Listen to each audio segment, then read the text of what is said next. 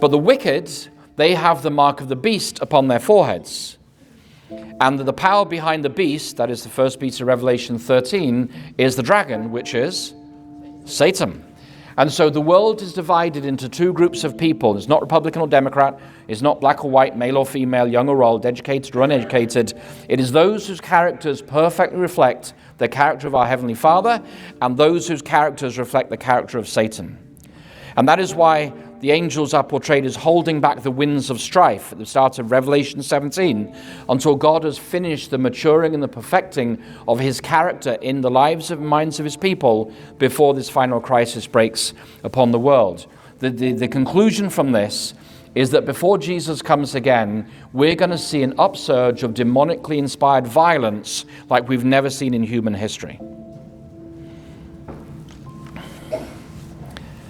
And so we need to take this seriously, because we are now targets as Christians.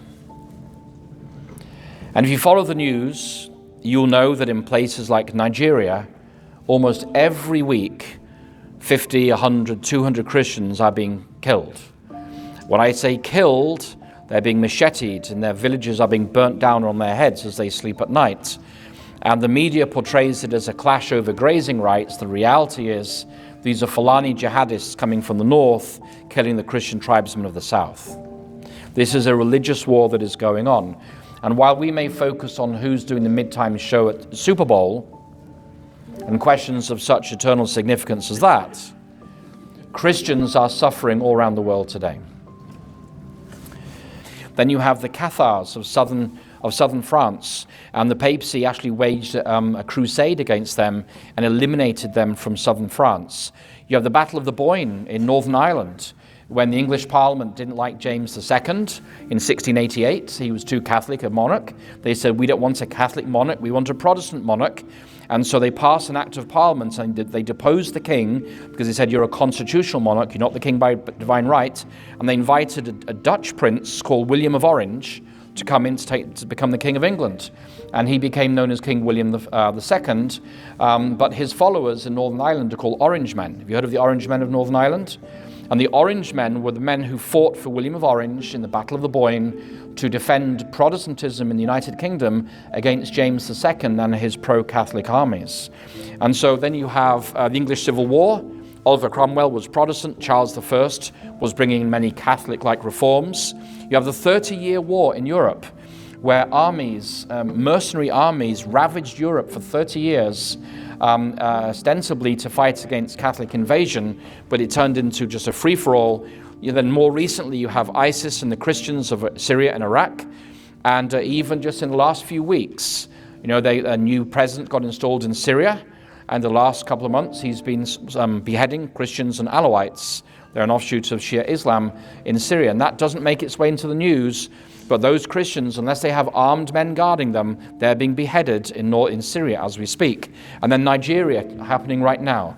You have a slaughter of Christians going on a regular basis. So as we look through history, we see that time and again, if Protestants are not willing to defend themselves against physical attack, nobody steps in to save them. That's the lesson of history. And if Protestants get killed today, nobody really cares about it. If Christians were to kill 200 Muslims next week in Nigeria, there'd be a global uprising about that. But if 200 Christians get killed by Muslims in Nigeria, it doesn't make the evening news. That's just simple reality. We are counted as sheep when we are slaughtered all day long in different parts of the world. The world doesn't care about the slaughter of Protestants. Now, when it comes to the law system in the United States, this law court, this decision here from the Fifth Circuit, 1961, it says this decision said that there is no constitutional right. There is a constitutional right not to be murdered by a state officer, for the state violates the 14th Amendment when its officer, acting under color of state law, deprives a person of life without due process of law. So we as citizens in America have a constitutional right not to be killed by a state officer acting as law enforcement officer. However, the courts have also held here in North America, in this very famous case, Bowers versus De Brito, it says in that decision, it says there is no constitutional right to be protected by the state against being murdered by criminals or madmen. That is, the police are not there to protect you from being murdered. That is not their job. They're there to pick up the pieces after you've been murdered. But you have no constitutional right to expect the police to intervene to stop you from being murdered. They will generally try to do it, but it's not a constitutional right that you have. Essentially, when it comes to your own defense, you're responsible for your own defense. And the legal system will catch up later on. And that is why throughout the last 120 years, gun registration, gun licensing, and then gun confiscation have all played a crucial role in leading up to genocide of a target population. Some of you are familiar with the genocide of the Armenians in 1915, 1917 in Turkey. In 1911, the Ottoman Empire started the persecution of the Armenians, who were the largest ethnic group in modern-day Eastern Turkey and who were Orthodox Christians. They set up a registry of guns, then they disarmed the Armenians, stripping them not only of guns, but of knives and anything that could be used for military purposes. Then when the Young Turks took over in 1915, 1917 in Turkey, they decided to slaughter the helpless Armenians within the Turkish state. About 1.5 million people were marched in death marches into the deserts, where they were simply left to die of starvation or hunger, or they were executed. And this is one of the most tragic episodes of Christian persecution in just over 110 years ago. And it was a tragic, tragic story, the Armenian genocide. But in order to do that, the state had to disarm them first. On the screen there, you have the next guy to disarm his population. This is Joseph Stalin. And to his left, to his right, as you're looking at that picture there, is a young man called Yezhov. Yezhov was the director of the NKVD. And he was the guy that oversaw the Great Purge, or the Great Terror, 1937 to 39. He killed millions of people. And he would send out lists of people to be killed. And if anybody wanted their neighbor to be killed, they would say something to the NKVD.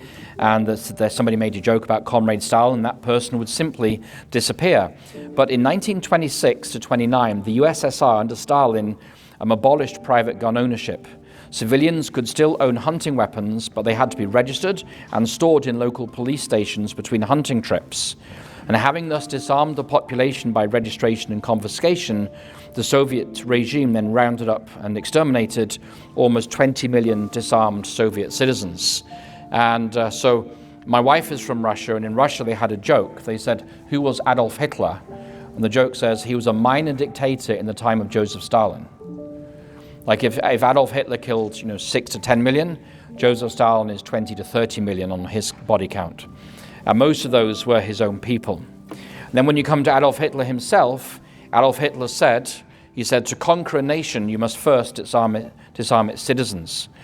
And so in Nazi Germany, the Gestapo prohibited local police officers in 1936 from issuing firearms licenses to Jews. Then in 1938, the Germans passed a law specifically prohibiting Jewish citizens from owning firearms or bladed weapons. And having thus disarmed the Jewish population in Germany, the Jewish population was forced into ghettos and labor camps that led the way for the final solution. So we go from this, the rallies at Nuremberg in the south of Germany in the early 1930s, we end up with this, and the entrance there to Auschwitz. And once again, the genocide was perpetrated, as in the Soviet Union and in Armenia, against a disarmed population. From 1935 onwards, Mao Zedong, on that picture there, I took it many years ago. If you go to Auschwitz, they have these accommodation blocks. The block is as long as this room here, and they would have people would be sleeping on wooden planks. There are multiple layers on the side of the room. And as you go into those accommodation blocks, I'd encourage everybody, make a trip to Auschwitz. It's a sobering experience. When you walk through there, one entire section of the block is filled with children's shoes, 2 and 3-year-old children. And on the other side of the block, it's filled with spectacles, hundreds of thousands of spectacles. And when you walk through these blocks at Auschwitz, you realize just how many people were being killed. It helps you kind of grasp the volume of the murder that went on there. But the point for today's purpose, for today's discussion, is that in Armenia, with the Armenian genocide, with Stalin's genocide of his own people, and with the genocide of the Jews under Nazi Germany, in each of those cases it took place with a disarmed population. The government disarmed them before they took action against them. From 1935 onwards, Mao Zedong took control of communist China, and he took over the rural provinces, and anybody found with a gun was to be executed by the Red Army. He said, all political power comes from the barrel of a gun. The Communist Party must command all the guns. That way no guns can ever be used to command the party. So the Chinese executed gun confiscation and execution of anybody who owned a firearm. And so all political power resided from 1949 all the way to today with the Communist Party of China. And you say, well, what did that lead to? Well, in the Chinese Cultural Revolution, the Mao produced his Little Red Book in the early 1960s. The Maoist cadres read this book, the Little Red Book. You can still find it on Amazon. And then they set about wiping out the old practices, the old ideas, the old ways of life, the old beliefs. And over 65 million people died in that Cultural Revolution, 1960s to the 1970s. This wasn't that long ago. And then you come to Cambodia, where from 1920 to 1938, a strict gun licensing system was imposed that only allowed hunters to own a gun. They could only own a single simple shotgun. When the Khmer Rouge came to power, that is the Red Khmer, in 1975, they used that registry to confiscate all the privately held guns, and then they began the systematic extermination of 25% of their own population. We know that time as the killing fields of Cambodia. Anybody with glasses was presumed to be educated. They were sent to the fields to be re-educated as peasants. And they got some of the piles of skulls from the killing fields of Cambodia. So what do we say as we conclude this section here? It's that since 1900, the single largest cause of violent death in world history has not been weapons, but it's been secular governments. Over 120 million people were murdered in the 20th century by ideologically driven governments. Nazi Germany, the USSR, Communist China, North Korea, and the Khmer Rouge. This doesn't count the tens of millions who were imprisoned, exiled, deported, put to work in hard labor camps by those self-regimes. And in some cases, China and North Korea, those killings continue today. So clearly the biggest cause of murder in the last 120 years, the largest cause of man-made famines and violent death and deportations, is godless governments who, by virtue of their atheist ideologies, place no value on human life, do not recognize the moral boundaries of the Decalogue, the Ten Commandments, and murder by the millions in pursuit of their particular ideological aims.